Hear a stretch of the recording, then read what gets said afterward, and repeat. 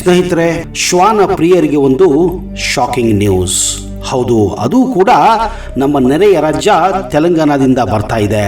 ಇದೊಂದು ನಿಜಕ್ಕೂ ಅತ್ಯಂತ ಆಘಾತಕರ ಸುದ್ದಿ ಅಂತಾನೆ ಹೇಳ್ಬೋದು. ಅಭಿವೃದ್ಧಿ ಅಂದ್ರೆ ಇದೇನಾ? ಜನರ ರಕ್ಷಣೆ ಹೆಸರಿನಲ್ಲಿ ಪ್ರಾಣಿಗಳನ್ನ ಕೊಲ್ಲೋದು ಸರಿನಾ? ಕೇವಲ 10 ದಿನಗಳಲ್ಲಿ ಸುಮಾರು 500ಕ್ಕೂ ಹೆಚ್ಚು ಬೀದಿ ನಾಯಿಗಳನ್ನ ಸಾಮೂಹಿಕವಾಗಿ ಇಲ್ಲಿ ಕೊಲೆ ಮಾಡಲಾಗಿದೆ. ಇದರ ಹಿಂದೆ ಯಾರಿದ್ದಾರೆ, ಈ ಕ್ರೌರ್ಯಕ್ಕೆ ಕಾರಣ ಏನು ಅನ್ನೋದು ನಿಜಕ್ಕೂ ಪ್ರತಿಯೊಬ್ಬರನ್ನ ಬೆಚ್ಚಿ ಬೀಳಿಸುವಂತಹ ವಿಷಯವಾಗಿದೆ. ತೆಲಂಗಾಣದ ಕಾಮಾರೆಡ್ಡಿ, ಹನುಮಕೊಂಡ ಮತ್ತು ಜಿಗತಿಯಾಲ ಜಿಲ್ಲೆಗಳಲ್ಲಿ ಕಳೆದ ಕೆಲವು ದಿನಗಳಿಂದ 106 ನಾಯಿಗಳು ನಿಗೂಢವಾಗಿ ನಾಪತ್ತೆ ಆಗ್ತಾ ಇದ್ವು. ಸ್ಥಳೀಯರು ಮತ್ತು ಪ್ರಾಣಿ ಹಿತರಕ್ಷಕರು ಇದರ ಬಗ್ಗೆ ತನಿಖೆ ನಡೆಸಿದಾಗ ಹೊರಬಂದ ಸತ್ಯ ನಿಜಕ್ಕೂ ಎಲ್ಲರನ್ನ ಶಾಕ್ ಮೇಲೆ ಶಾಕ್ ಕೊಟ್ಟಿತ್ತು. ಕೇವಲ 10 ದಿನಗಳಲ್ಲಿ 500ಕ್ಕೂ ಹೆಚ್ಚು ಬೀದಿ ನಾಯಿಗಳನ್ನ ವಿಷದ ಇಂಜೆಕ್ಷನ್ ನೀಡಿ ಕೊಲ್ಲಲಾಗಿತ್ತು. ಹಾಗಾದ್ರೆ ಈ ನಾಯಿಗಳನ್ನ ಕೊಂದವರು ಯಾರು? ಈ ಘಟನೆ ಹಿಂದೆ ಇರುವವರು ಬೇರೆ ಯಾರು ಅಲ್ಲ, ಗ್ರಾಮ ಪಂಚಾಯಿತಿಯ ಹೊಸದಾಗಿ ಆಯ್ಕೆಯಾದ ಸರಪಂಚರು ಅಂದ್ರೆ ಮುಖಂಡರು ನೀವು ನಂಬಲೇಬೇಕು.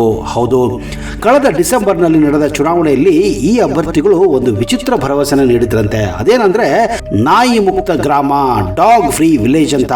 ಜನರಿಗೆ ನಾಯಿಗಳ ಕಾಟದಿಂದ ಮುಕ್ತಿ ಕೊಡ್ತೀವಿ ಅಂತ ವಾಗ್ದಾನ ಕೂಡ ಮಾಡಿದ್ದ ಈ ಮುಖಂಡರು ಅಧಿಕಾರಕ್ಕೆ ಬಂದ ಮೇಲೆ ಕ್ರೂರ ಹಾದಿಯನ್ನ ತುಳಿದಿದ್ದಾರೆ. ಆಂಧ್ರ ಪ್ರದೇಶದಿಂದ ಪ್ರೊಫೆಷನಲ್ ಹಂತಕರನ್ನ ಕರೆಸಿ ಬೀದಿ ನಾಯಿಗಳಿಗೆ ವಿಷ ಹಾಕಿ ಕೊಂದಿದ್ದಾರೆ ಎನ್ನುವ ಆರೋಪ ಈಗ ಕೇಳಿ ಬರ್ತಾ ಇದೆ.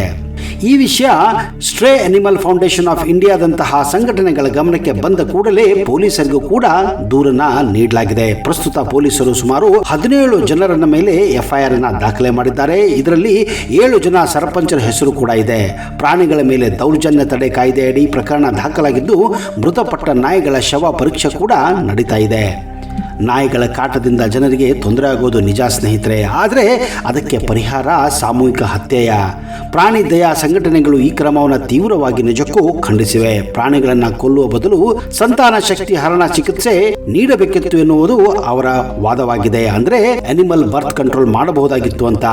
ಹೌದು, ಈ ಒಂದು ಘಟನೆ ಶ್ವಾನ ಪ್ರಿಯರಿಗೆ ಆಘಾತವನ್ನೇ ನೀಡಿದೆ ಅಂದ್ರೆ ತಪ್ಪಾಗಲಾರದು. ಯಾಕಂದ್ರೆ ನಾಯಿ ಒಂದು ನಿಯತ್ತಿನ ಪ್ರಾಣಿ. ಈ ನಿಯತ್ತಿನ ಪ್ರಾಣಿಯ ಒಂದು ಕರುಣಾಮಯಿ ಕಥೆಯನ್ನ ನಿಜಕ್ಕೂ ನಾನು ಈಗ ಹೇಳಕ್ ಹೋಗ್ತಾ ಇದ್ದೀನಿ. ಈ ಕಥೆ ಕೇಳಿದರೆ ನಾಯಿಯ ಬಗ್ಗೆ ನಿಮಗೆ ಇನ್ನೂ ಗೌರವ ಹೆಚ್ಚಾಗುತ್ತೆ. ನೀವು ಕೂಡ ನಾಯಿಗಳನ್ನ ಸಾಕಲು ಮುಂದಾಗ್ತೀರಾ.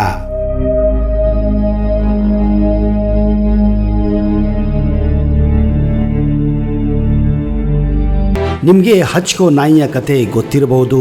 ಇದೇ ರಿಯಲ್ ಸ್ಟೋರಿ ಮೇಲೆ ಜಪಾನಿನ ಭಾಷೆಯಲ್ಲಿ ಒಂದು ಸಿನಿಮಾ ಕೂಡ ಬಂದಿತ್ತು. ಜಪಾನಿನ ಅಟಿಕಾ ಬ್ರೀಡ್ಗೆ ಸೇರಿದ ನಾಯಿ ಈ ಹಚ್ಕೋ. ಇದು ಪ್ರತಿದಿನ ತನ್ನ ಮಾಲೀಕ ಆಫೀಸ್ಗೆ ಹೋಗುವಾಗ ರೈಲ್ವೆ ಸ್ಟೇಷನ್ ತನಕ ಹೋಗಿ ಬಿಟ್ಟು ಆತ ಸಂಜೆ ವಾಪಸ್ಸು ಬರುವವರೆಗೂ ಅಲ್ಲೇ ಕಾದು ಮಾಲೀಕನ ಜೊತೆಗೆ ಮನೆಗೆ ಬರುತ್ತಿತ್ತು. ಒಂದು ದಿನ ಮಾಲೀಕ ಆಫೀಸ್ಗೆ ಹೋದವರು ಮರಳಿ ಬರಲೇ ಇಲ್ಲ. ಹಾರ್ಟ್ ಅಟ್ಯಾಕ್ ನಿಂದ ಆತ ಸತ್ತೋಗಿರುತ್ತಾನೆ.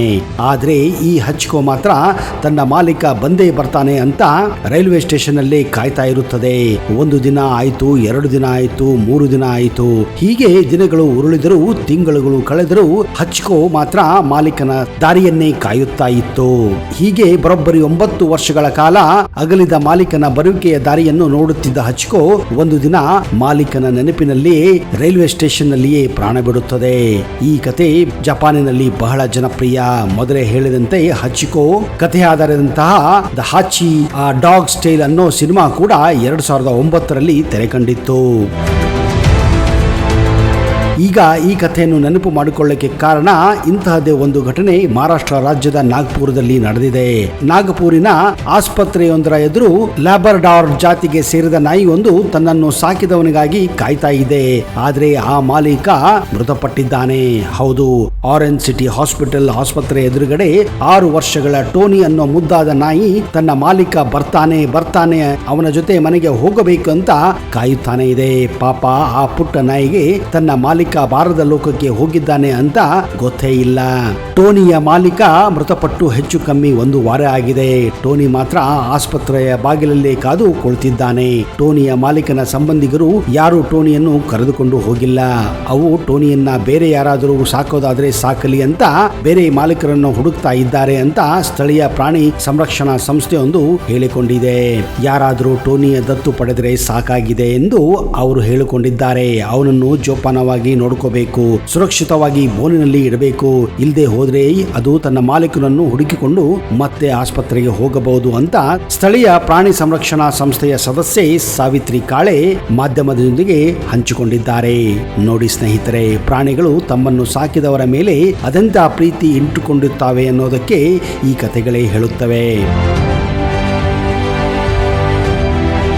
ಈ ಕಥೆಗಳನ್ನ ಕೇಳಿದಾಗ ನೋಡಿದಾಗ ನಿಜಕ್ಕೂ ಮನಸ್ಸು ತುಂಬಾ ಭಾರವಾಗುತ್ತದೆ.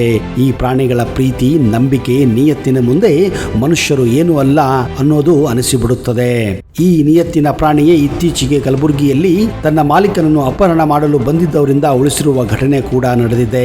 ಶರಣಪ್ಪ ಎನ್ನುವ ಹೆಸರಿನ ವ್ಯಕ್ತಿ ಇತ್ತೀಚೆಗೆ ಮನೆಯಲ್ಲಿ ಒಬ್ಬರೇ ಇದ್ದಾಗ ವ್ಯಾನ್ನಲ್ಲಿ 5-6 ಮಂದಿ ಆತನೊಂದಿಗೆ ಜಗಳವಾಡಿದ್ದಾರೆ. ಆತನನ್ನು ಎಳೆದುಕೊಂಡು ಕಾರಿನಲ್ಲಿ ತುಂಬಿಕೊಳ್ಳಲು ಪ್ರಯತ್ನಿಸಿದ್ದಾರೆ. ಅದೇ ವೇಳೆ ಶರಣಪ್ಪ ಸಾಕಿದಂತಹ ಜರ್ಮನ್ ಶಫರ್ಡ್ ನಾಯಿ ದಾಳಿಕೋರರ ಮೇಲೆ ಎಗರಿದೆ. ಎಲ್ಲರ ಮೇಲೂ ಎರಗಿ ಅವರನ್ನ ಆ ಸ್ಥಳದಿಂದ ಕಾಲ್ಕೀಳುವಂತೆ ಮಾಡಿದೆ. ಈ ದೃಶ್ಯ ಸಿಸಿಟಿವಿಯಲ್ಲೂ ಕೂಡ ಸೆರೆಯಾಗಿದೆ ಎಂದು ಹೇಳಲಾಗುತ್ತಿದೆ. ನೋಡಿದಿರಾ ಸ್ನೇಹಿತರೆ, ಈ ನಾಯಿಯ ಈ ನಿಯತ್ತು ಮನುಷ್ಯರಲ್ಲೂ ಕೂಡ ಇರುವುದಿಲ್ಲ ಅನ್ನೋದಕ್ಕೆ ಹಲವಾರು ಕಥೆಗಳು, ಉದಾಹರಣೆಗಳು ನಮ್ಮ ಮುಂದೆ ಇವೆ. ಇಂತಹದೇ ರೋಚಕ ಅಚ್ಚರಿಯ ವಿಷಯಗಳನ್ನ ಮುಂದಿನ ಸಂಚಿಕೆಯಲ್ಲಿ ಮತ್ತಷ್ಟು ತರುತ್ತೇನೆ. ಅಲ್ಲಿಯವರೆಗೆ ಜೈ ಹಿಂದ್, ಜೈ Karnataka. Keep watching Focus Kannada.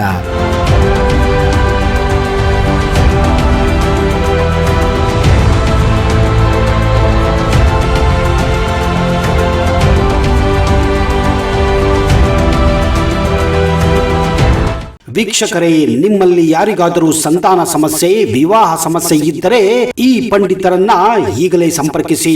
Pandit ವೈದ್ಯ ನೋಡಿ ರಾಮಜ್ಜ, ಶ್ರೀ ಆಂಜನೇಯ ಸ್ವಾಮಿಯ ಆರಾಧಕರು, Indian famous astrologer. Get 100% solution to all your problems. Shri Pratyangira ದೇವಿಯನ್ನ ವಶಪಡಿಸಿಕೊಂಡಿರುವ ಏಕೈಕ ಜ್ಯೋತಿಷ್ಯರು. ಫೋನಿನ ಮೂಲಕ ನೇರ ಪರಿಹಾರದಲ್ಲಿ ಓಪನ್ ಚಾಲೆಂಜ್. ಆಂಜನೇಯ ಸ್ವಾಮಿಯ ಅನುಗ್ರಹದಿಂದ ವಿಶೇಷ ಪರಿಹಾರ ತಿಳಿಸುತ್ತಾರೆ. ನಿಮ್ಮ ಒಂದು ಕರೆ ನಿಮ್ಮ ಭವಿಷ್ಯವನ್ನೇ ಬದಲಾಯಿಸಬಲ್ಲದು. ಇವರ ದೂರವಾಣಿ ಸಂಖ್ಯೆ 9008220252. Real estate promotion, school colleges promotion, corporate ಕಂಪನಿಗಳ ಪ್ರಮೋಷನಲ್ ವಿಡಿಯೋ, ಮಾರುಕಟ್ಟೆಗೆ ಹೊಸದಾಗಿ ಬಂದ ಹೊಸ ವಸ್ತುಗಳ ಅನ್ಬಾಕ್ಸಿಂಗ್ ಹಾಗೂ ಹೋಟೆಲ್ ಟೂರ್ ವಿಡಿಯೋ, ಈ ಎಲ್ಲ ಜಾಹೀರಾತುಗಳು ನಮ್ಮ ಫೋಕಸ್ ಯೂಟ್ಯೂಬ್ ಚಾನಲ್ನಲ್ಲಿ ಪ್ರಸಾರವಾಗಬೇಕಾ? ಹಾಗಿದ್ರೆ ನಾವು ಇದೆಲ್ಲವನ್ನು ಮಾಡಿಕೊಡ್ತೀವಿ. Concept creation, shooting, editing, final output ಜೊತೆಗೆ ಅಪ್ಲೋಡಿಂಗ್. ಹೆಚ್ಚಿನ ಮಾಹಿತಿಗಾಗಿ ಈ ನಂಬರ್ಗೆ ಸಂಪರ್ಕಿಸಿ.